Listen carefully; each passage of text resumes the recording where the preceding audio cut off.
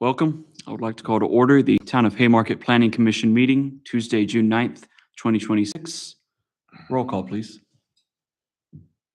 Alarm, Kress, Present. Gonzalez, Present. Young, Present. Baker. Thank you. Please join me for the Pledge of Allegiance.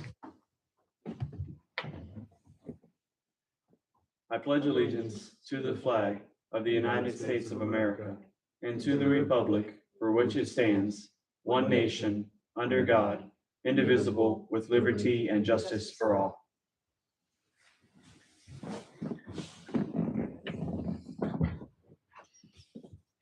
Thank you. Next, we will turn to citizens' time. Are there any citizens wishing to address the Planning Commission this evening? Seeing none. Do we have any emails or communications come in? No, sir. None. Okay, thank you.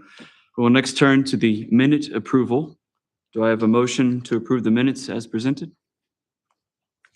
I make the motion to approve the minutes for the last meeting of 12 May 2026. Thank you. Do I have a second? Yes.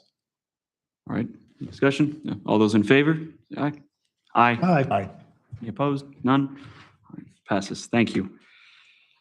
Next on our agenda item here, we have a continued comprehensive plan work session. So Lydia, please proceed.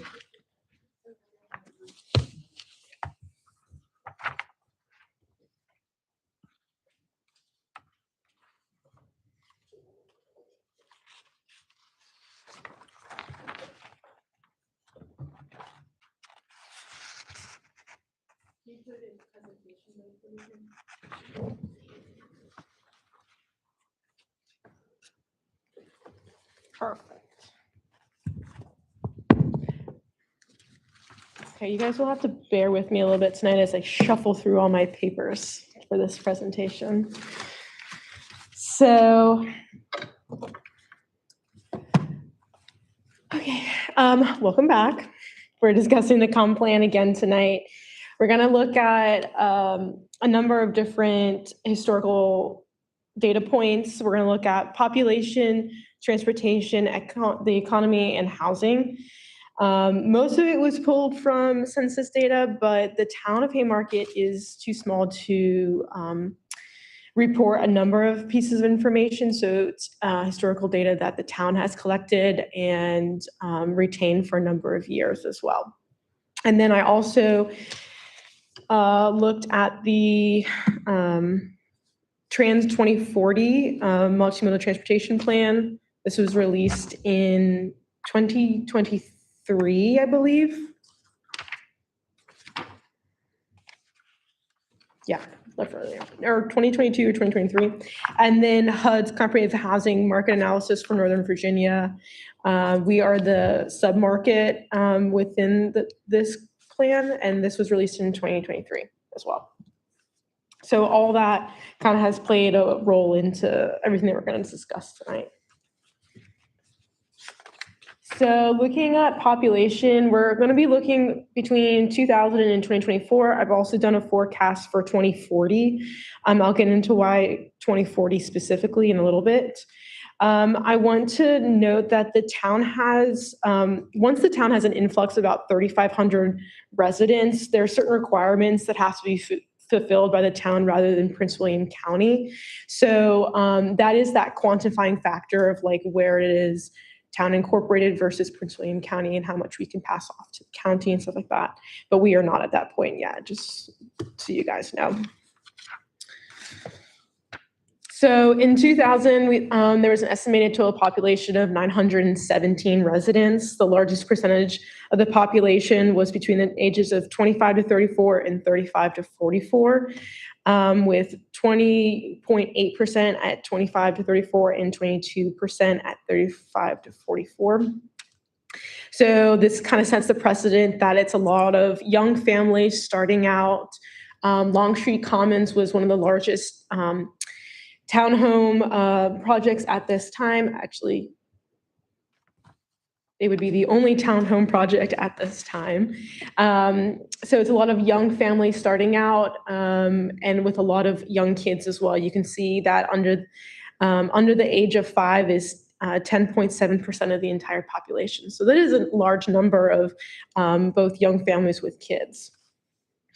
At this time, the town was still like primarily underdeveloped. There was a lot of green space and agricultural space that had been zoned B1 and hadn't really yet been developed. And it was primarily, again, so a lot of Long Street Commons townhomes and then single-family homes at this time. Green Hill Crossing was in, and then houses along Jefferson were in as well. So looking to 2010, so the difference between the two different things the two different figures, by the way, this just divides it by the age of the individual. This divides it by the age of the individual and female versus male. This is just how the census took in the information and displays it. For the Excel data, this is a decennial, so 2010, so they would have pulled more information in 2010 than they would have in 2000. So total population at this time is just over 1,500. On the left is individuals that identified as male, and on the right are individuals that identified as female.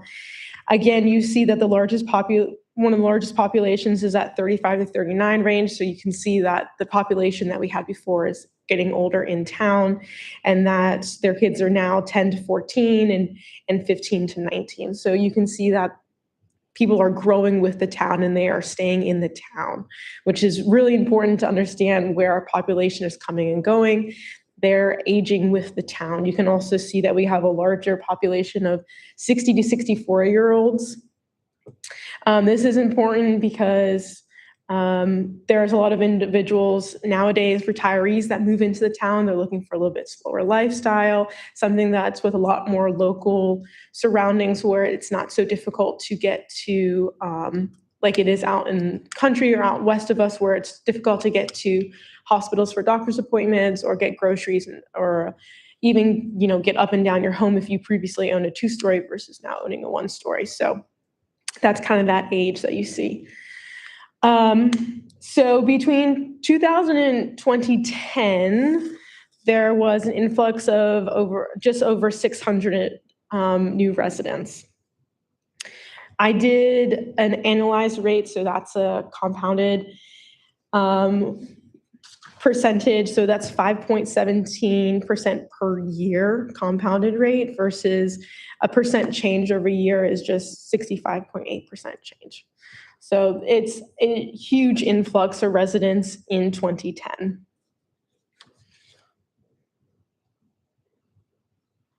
Oh gosh. Okay, so in 2016, again, we see another large increase. We're just past 1,800. That's around roughly 300 new residents. That's an annualized rate of 3.11%.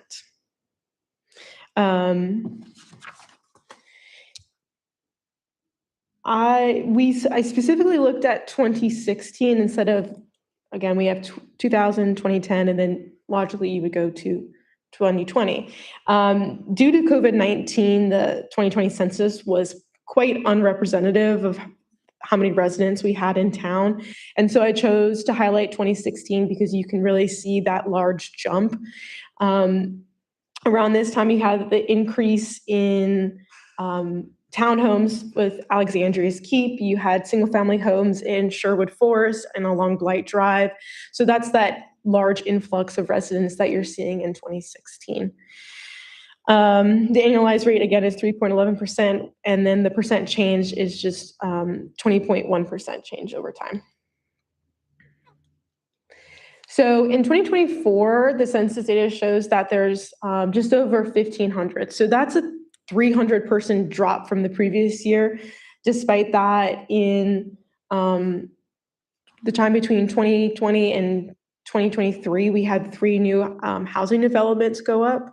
So this is where I think that the census data is a little misleading for how many residents we do have in town. Now, this would be around when you see children of individuals that moved here in 2000 or living here in 2000 with young kids. Their kids are now grown. They're moving out. They're moving outside of town. They're going to college, or they're just finding their own places to live. So you would see a natural drop in the number of people here, but not this substantial for as many town units that we've had come in. So therefore, I have done a little bit of a population forecast based on the 2000, 2010, and 2016 populations.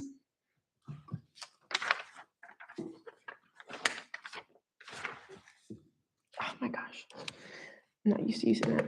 So, and for this, I used a compound formula as well. So you can see the population change, the compounded annual growth rate for 2000 to 2010 was 5.17%.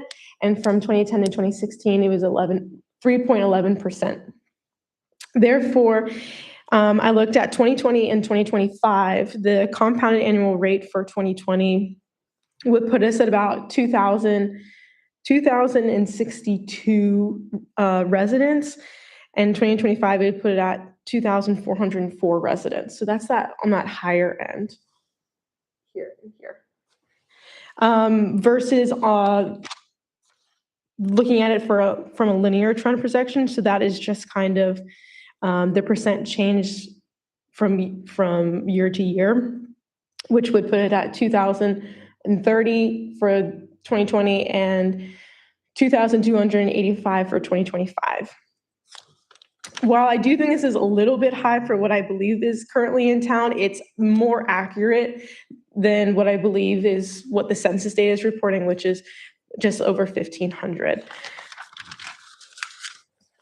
Additionally, I also looked at 2040. So the comprehensive plan uses a 20-year timeline for goals and objective review. Because the 2024 data is potentially inaccurate, I base it off of 2020 and a 20-year growth rate from that. So the 2040 estimated population would be somewhere between 2,060 and 2,310. This is different from what I'm showing you in 2020 and 25 because Haymarket is half a square mile. There's only so much housing that you can put in, which means that you are confined to how much percentage growth you're going to have in 20 years. Eventually, you're going to run out of space. Jeff, I will send this presentation and all my notes to you so you don't have to scribble them down. I'm sorry. I apologize. I know. I apologize. I will send all of this out.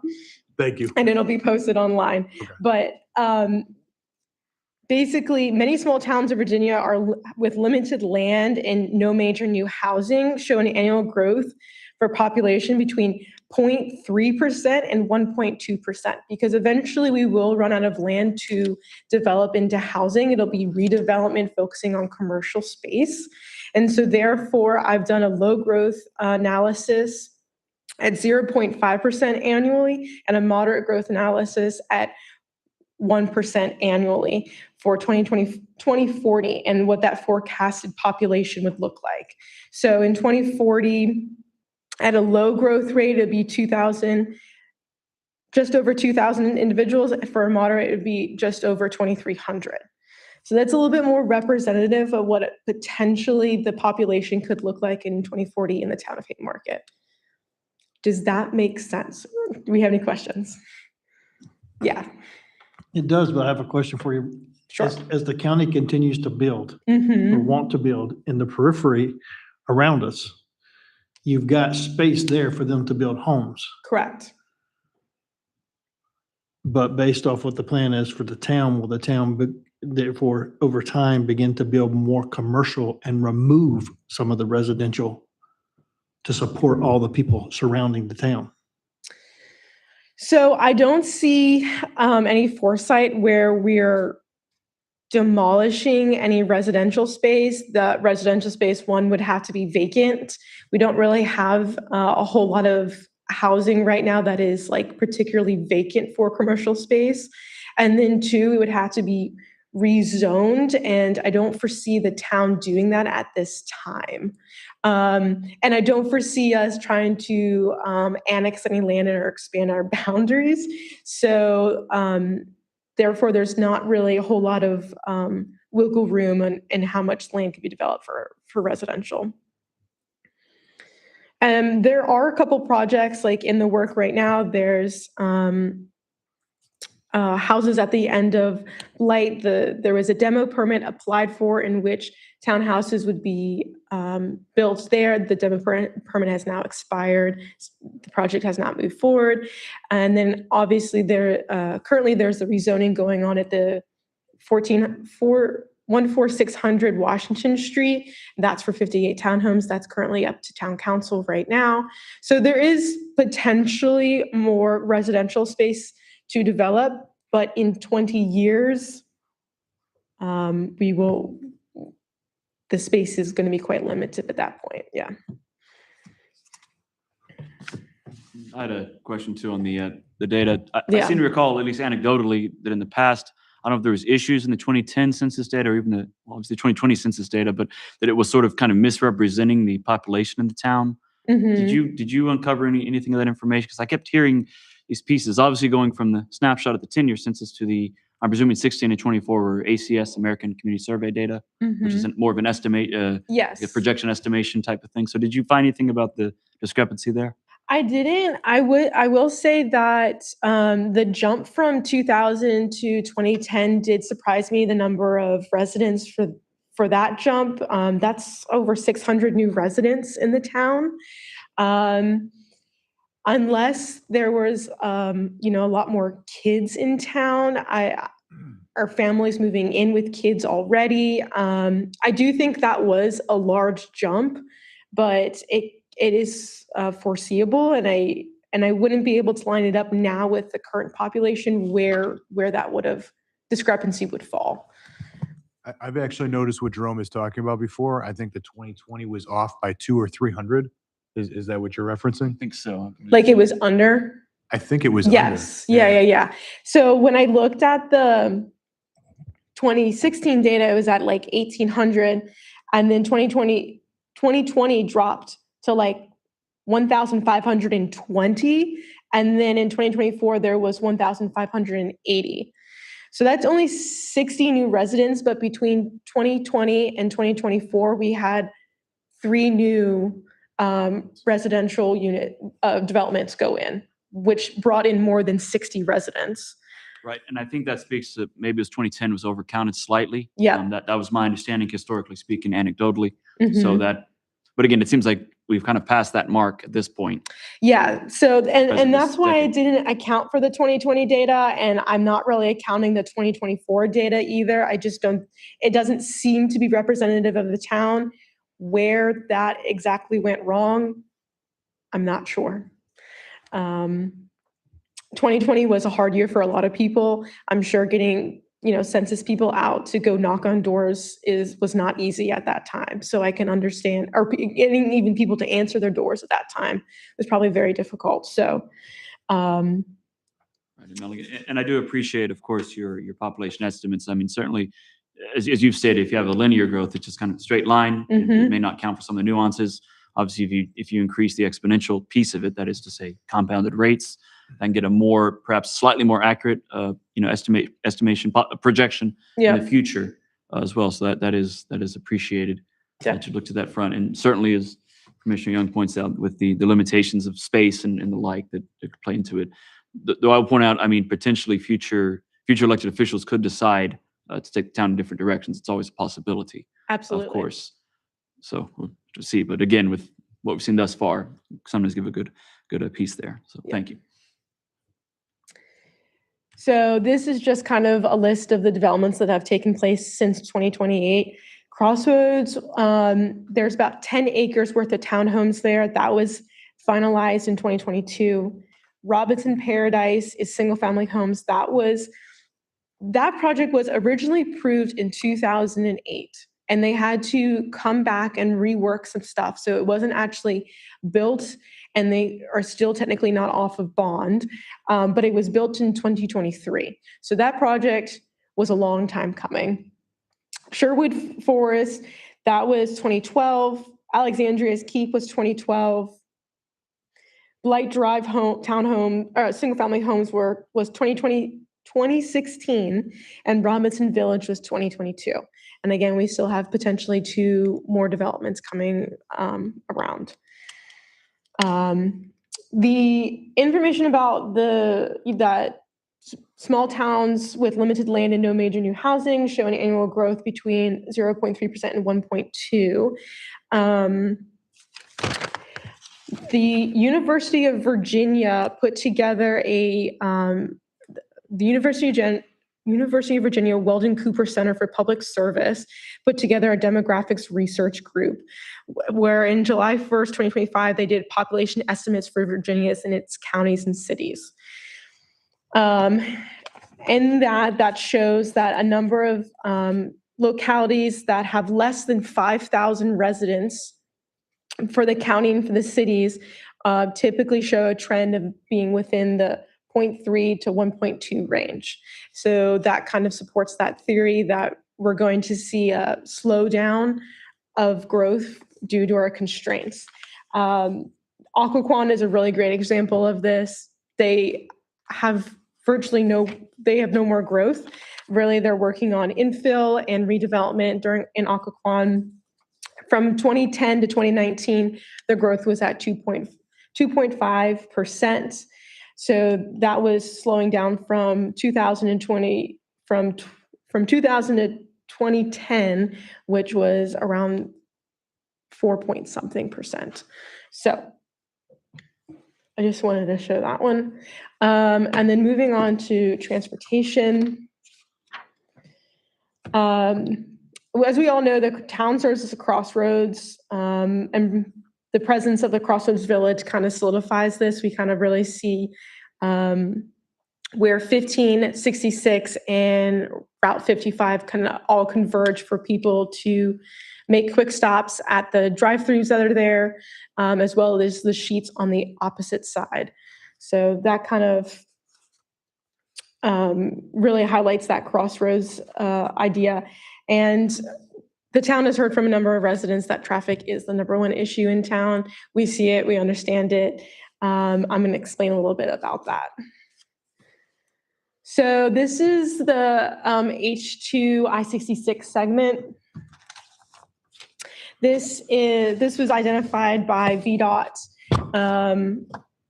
within their Trans 2040 plan. They talk about a lot of different things in the plan, including metro and rail and bus routes and stuff like that. That largely does not pertain to the town of Haymarket, but I'm going to start big and end small. So travel between the metropolitan Washington area and Winchester accounts for 3% of intercity passenger travel. That means that individuals that are traveling from out here going eastward, passing through 15 and 66 for the H2 segment are passing the Haymarket town. Those are individuals who need to stop for gas at our sheets, who are looking to pick up breakfast at any one of our small local places, who get stuck on traffic on 66 and are looking for a workaround. So all of that traffic that they're seeing, we're getting a piece of it. The average daily traffic volumes along I-66 range from 39,000 vehicles per day west of Gainesville to 174,000 vehicles per day near the city of Fairfax. So there's a large number of vehicles traveling west to east every single day, and we get a piece of that every single time. So this is VDOT's GIS system. They do an analysis for their AADT, which is their annual average daily traffic measurement.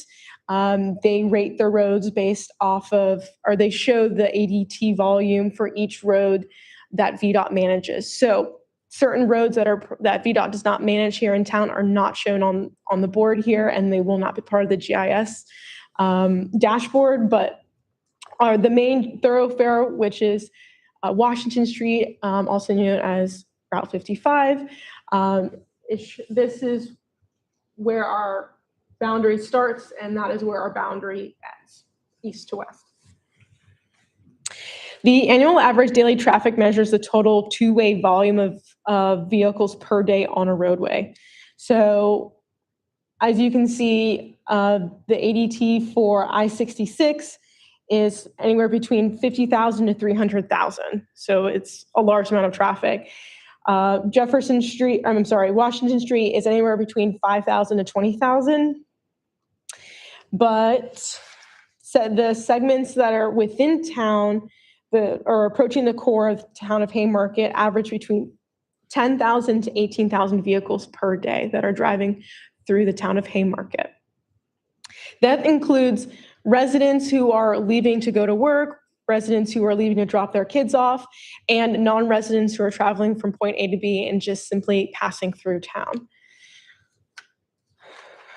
And as you can see, there is a significant portion of individuals who travel through town simply as a right of way to get to 66, because you can see that on the opposite side towards Merchant Square, traffic actually lessens over here. And so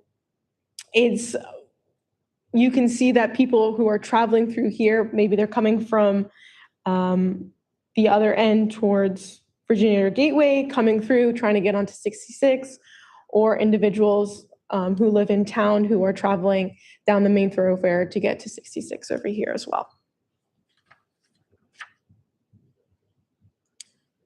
There we go.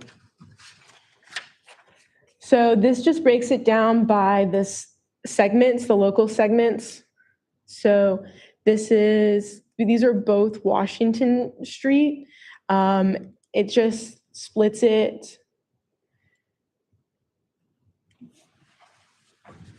This is one segment, and then this space into Prince William County is a secondary segment. They just break it into two. So you can see that one of them gets about 10,000. This one's showing about 13,000. The ADT quality, G, this stands for factored short-term traffic count data with growth element. This means that the annual traffic was calculated over a short period of time, approximately 48 hours, and then adjusted for seasonal and weekly variations plus a projected growth rate. So this is so it's taken in a very short period of time, but it estimates it for an annual average daily growth. And then, oh gosh. In 2019, there was additional data that was released by VDOT in 2019 for the annual average daily traffic volume by section. This is, I can provide this, hand this to you guys in a second.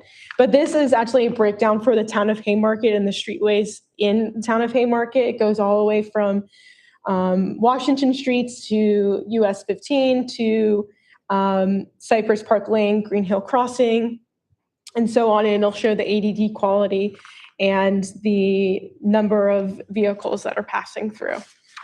What was it for Washington? This one from 2019 is showing between 15 and 14,000.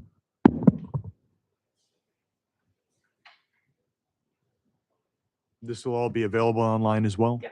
Okay. And that is a study that was published online. Okay. Obviously, I'm not going to make you go looking for it, but Thank you. if anyone wants more information about it, they can find that particular study online as well. And on that note too, again, I appreciate, of course, the VDOT, that they do have the average, the daily counts each year. They release it, or the average annual daily counts, they'll release that data each year. Mhm. I was curious, actually, from before, it reminded me, for the ACS data, was that is it 3 or 5 year data that you looked at for 16 and 24? Probably not 5 year, but I want to say 3 years. okay. Yeah. Because the memory serves right, if I'm trying to, and perhaps you can inform me on this one about, it's either 5 or 1 year, one's more reliable data than Yes. others, and I think 3 is right in the middle for the population size that we are, I believe. Yeah, I think that 5 would be unrepresentative of, again, our constrained growth. So I think 3 is, and I think a couple years are 3, couple years are 5. So I would have to confirm that. Okay, I was just curious in that front. Sorry to jump back on No, that it's front. totally but I was fine. thinking of the data sources. Yeah, no, you're totally fine. This is, okay. So this GIS data, while it's published by VDOT, it is separate from this GIS dashboard that is also usable. So this is a VDOT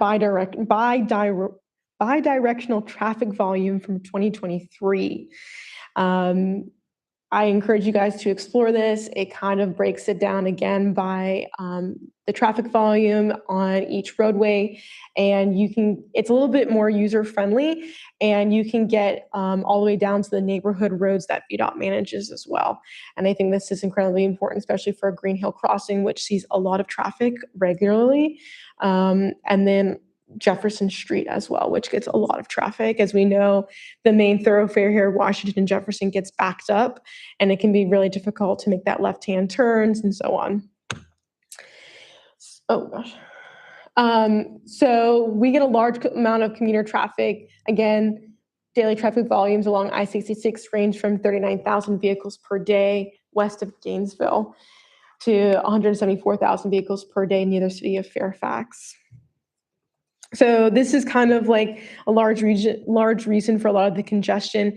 Gainesville has had a huge amount of growth on the outskirts around us, as well as a lot of the commercial that is developed around us. Virginia Gateway is absolutely booming, and so is Merchant Square. On the other side of 15, we've seen that the car wash has gone in, as well as a convenience store on the other side.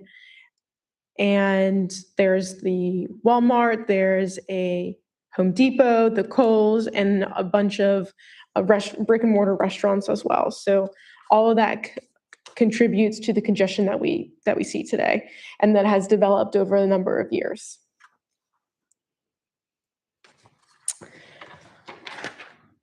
So switching to,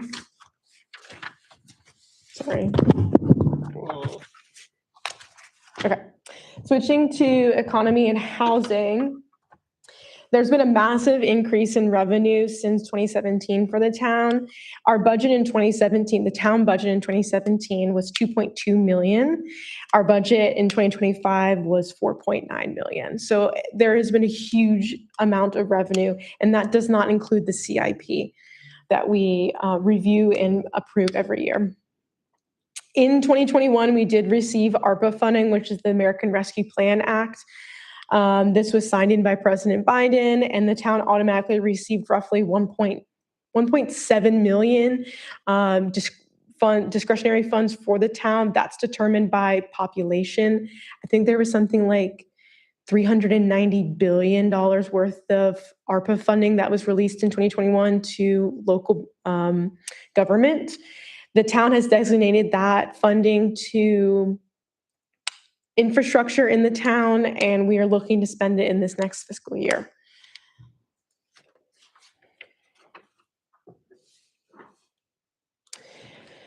So these are the business classifications in town. When you start a business in town, you fill out a business license, you designate your business classification. The classifications are determined and defined in the zoning ordinance. There's 16 categories total. One of which I want to point out is we have anyone who does business, a contractor who does business in town will file a BPOL with us. but they are not a business located in town. So therefore, I have an adjusted total at the bottom, and that's what that adjusted total is. It's without the outside contractors. The largest increase was in personal services. From 2010 to 2025, there was over about 30 new personal service businesses. This is a lot of your small business owners that are starting out here in Haymarket. And the other one was, where is it? Oh, and restaurants. From 13 to 31. I would like to point out that restaurants do include our breweries and our wineries, which is simply 3 businesses, but it does include them. Again, these are all brick and mortars. This include catering companies. So that's a huge increase in the number of businesses as well.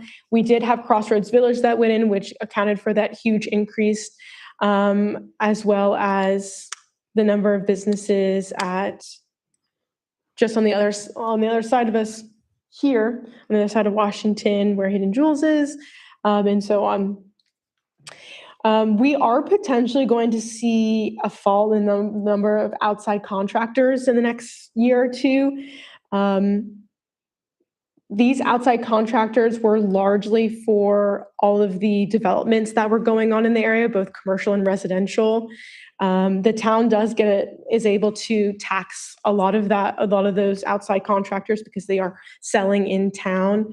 I believe that between 2020 and 2023, we collected over $100,000 in taxes from outside contractors alone. So having those businesses in town is incredibly important. And I did have a question on that business classification. Yeah. Which source did you use that? Which one was it that you used? So the business classifications are our town zoning ordinance. We define and classify those in our zoning ordinance. When you want to start a business in town, you have to file for a business professional license, and you identify what type of business you are. The town is too small to report any NAICS codes to the Census Bureau. So I don't have any of those classifications for you, which is why I have gone this route. I see. Thank you. That was the exact Yep. question, whether the national level or, okay, so it's town zoning ordinance. Thank you for that clarification. Yes. So this is the town in 2008. You can see, while the parcel outlines are there, you can see that Crossroads Village is still undeveloped, as well as Sherwood Forest. Sorry. And Robinson Village as well. And we can see that we still have the ball fields over here. Blight Homes are not in. Alexandria's Keep is not in quite yet. And there's still some space in the industrial that is to be developed. So there's two the first big increase that came with Crossroads Village, which was rezoned in 2019. This is 22 acres of B1 that was rezoned to B2 so that they could have 10 acres worth of townhomes in the rear. The meals tax following this development increased by 32% between 2020 and 2025, which is a lot. The meals tax was originally written and adopted into town ordinance in May 2007. In 2008, the town budget was $1.7 million, and it was primarily funded by the recently adopted meals tax. So the source of income from the town has largely shifted as well. Before, it was primarily meals tax. Now it is still the meals tax, but it has shifted into other realms, including personal and property tax and revenue from all the businesses in town. This is town today in 2023. You can see that At this point, there were certain parts of Crossroads that are built, but there's the images can only be updated so quickly. So, but you can see they started working here. Robinson Village started to go in. You can see that this is in Prince William County, but you can see that the Robinson Manor townhomes are also starting to go in on this side. Sherwood Forest is there. Alexandria's Keep and the Blight Drive homes are in, as well as the industrial area is more built out as well. So in 2023, this is 2023, the change from 2008 to 2003 is largely characterized by a huge changeover in staffing and the town's economic boom after 2018. It really transformed the town economy and where we could designate funds. Overall build out of the town included the industrial area, the housing, and then additionally the hotel, which was the hotel opened in 2022 and construction began in 2021. The hotel pulls visitors for events from surrounding areas. This was a huge economic driver bringing for our local businesses. From events like golf tournaments to Jiffy Lube live concerts. I know that there are a number of artists that have stayed at this hotel. So that is pulling in a huge amount. And the town does have a transient occupancy tax, which was passed in May 2015, which is also known as a lodging and hotel tax. So we do, that's an extra revenue for the town as well. Overall, typically, there were a number of businesses. You can see that while we did go up in the total number of businesses in town, there are some businesses that were here in 2010 that are no longer here anymore. That is largely because businesses are exiting town because they actually need more space or they weren't able to work out a lease in the designated time that they needed. The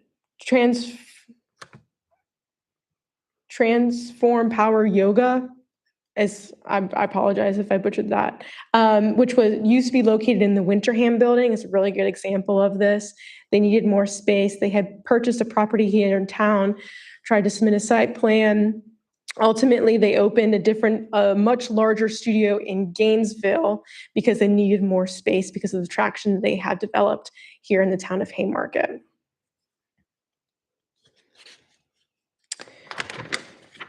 So switching kind of to housing a little bit.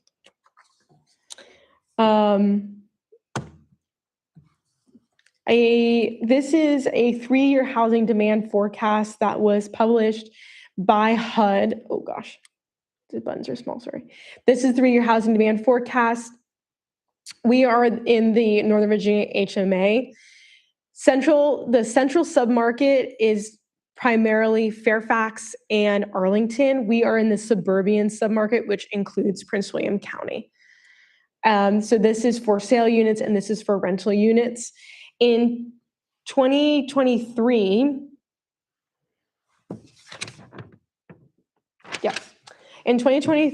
HUD estimated that there was a demand for around 13,600 housing units in the suburban submarket, and there was only about 2,600 that were actually under construction. So between 2020 and now, there has been a huge demand for housing. You can see that all across Northern Virginia and all across the nation, in fact, that there is a housing shortage. Increase in diversity, I apologize. Census data for the greater Haymarket shows there's about 3.1 persons per household. I'm hesitant about that number simply because Haymarket does show that we have a large population for kids. Sorry if I make this motion sickness. Okay, here we go. We do have a large number of kids that are under the age of 5 all the way up to the age of 19. So I do see households having more than one child in the household. But typically townhomes, we have a large number of townhomes. They tend to have a smaller number. We have 248 townhomes in the town of Haymarket and 348 single-family homes.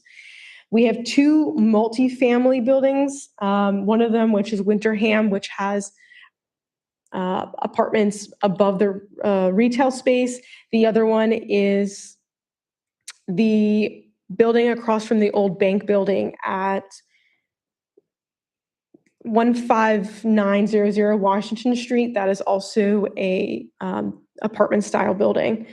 And then we have 68 commercial parcels in town.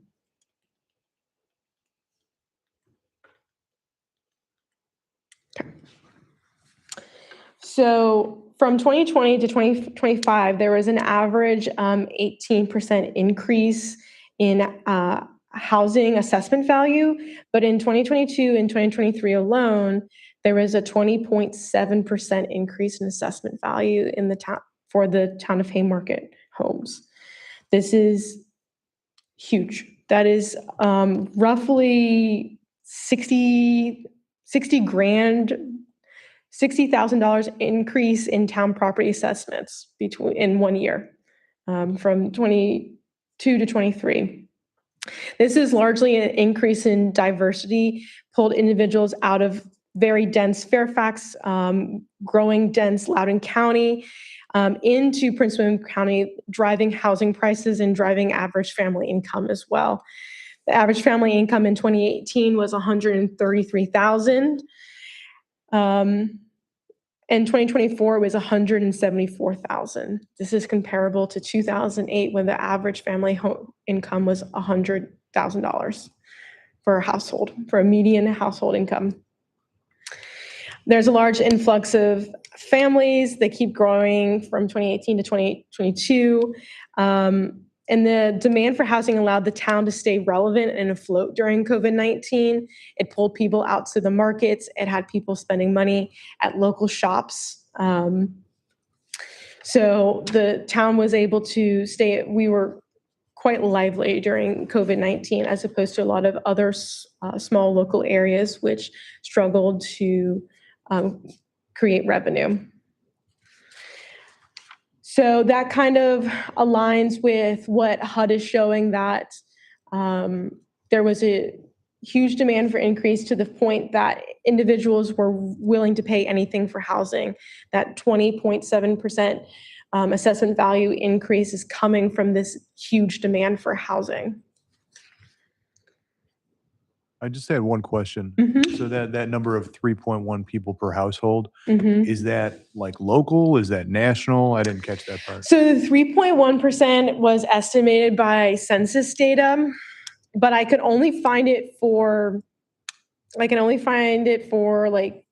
2020, which again, as we had discussed before, was potentially inaccurate.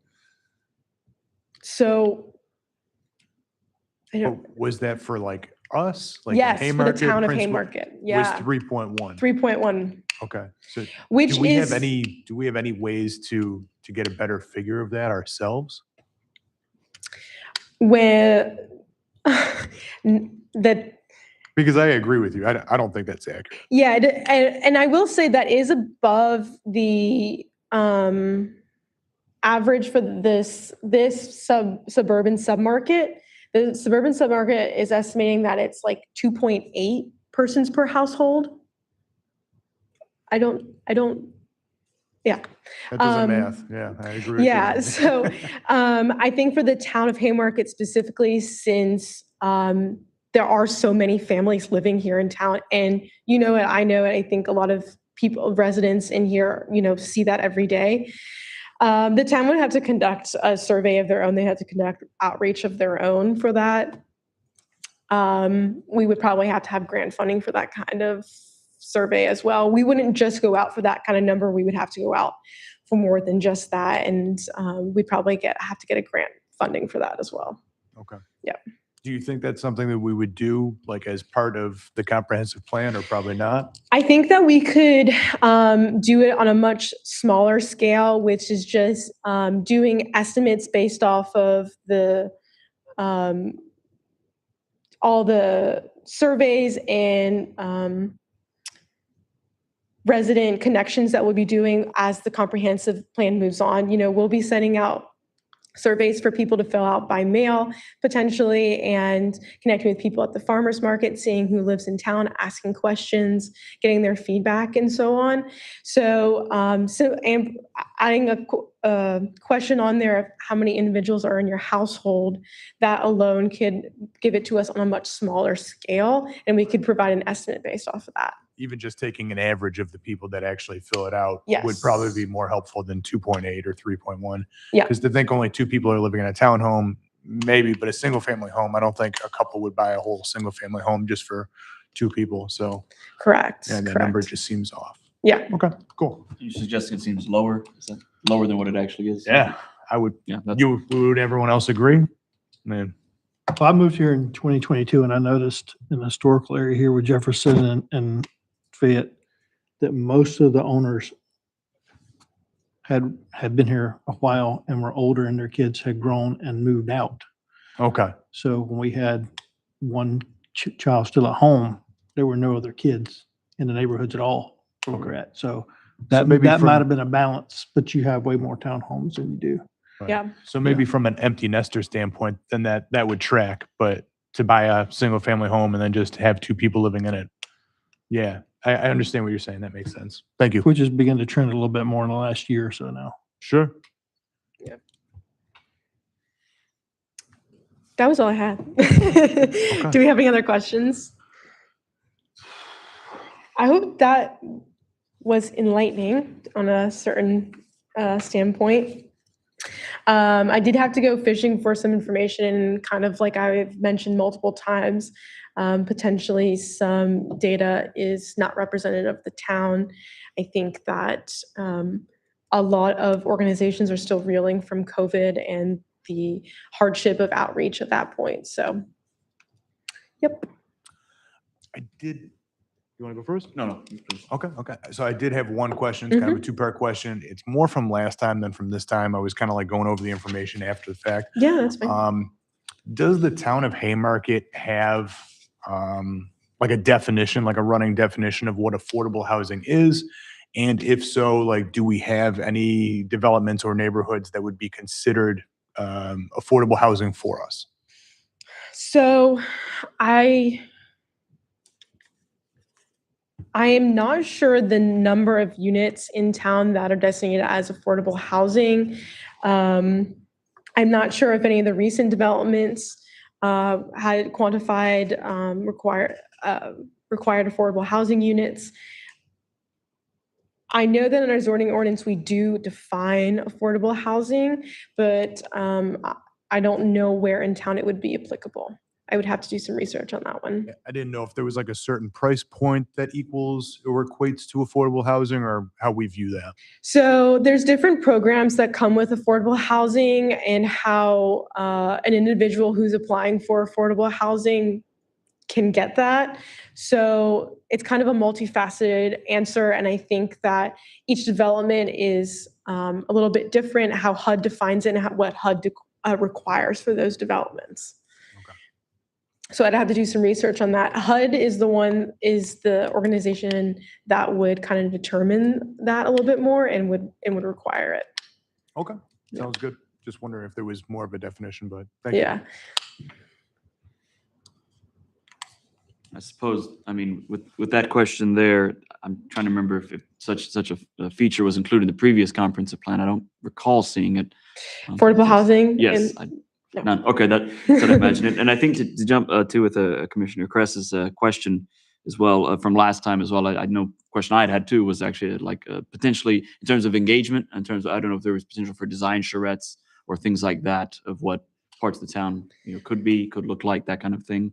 I think my goal is to have something like that. I would, my hope is that every single person in town provides feedback.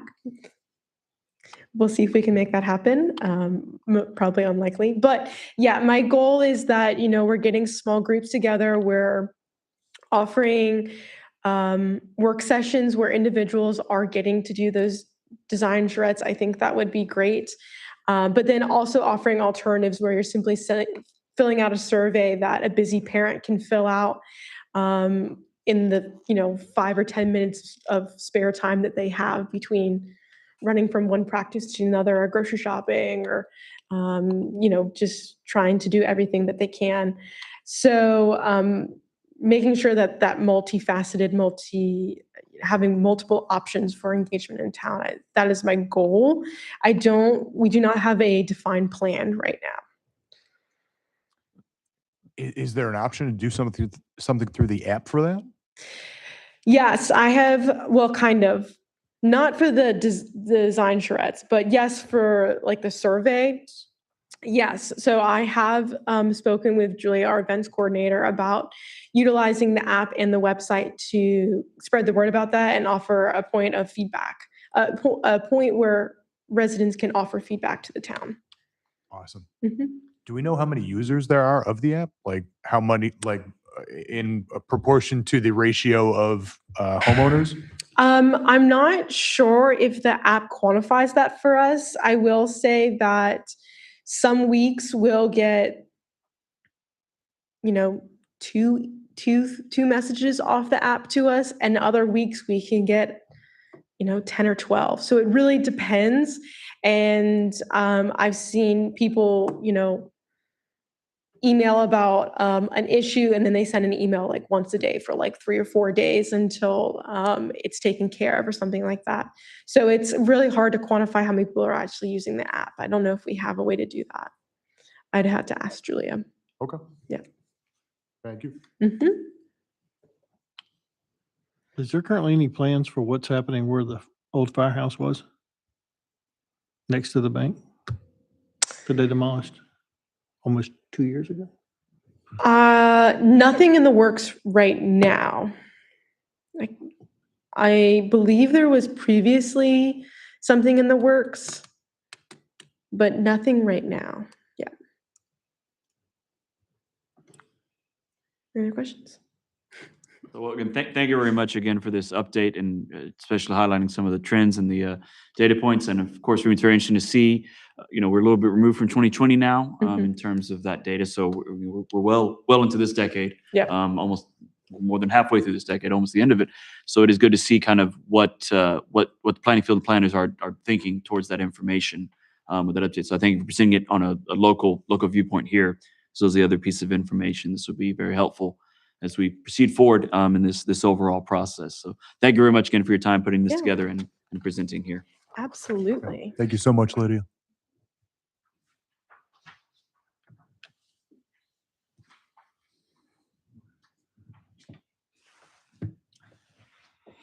Okay, so thank you. So with that, we'll turn now to old business. And Me again. Leah, yes, okay.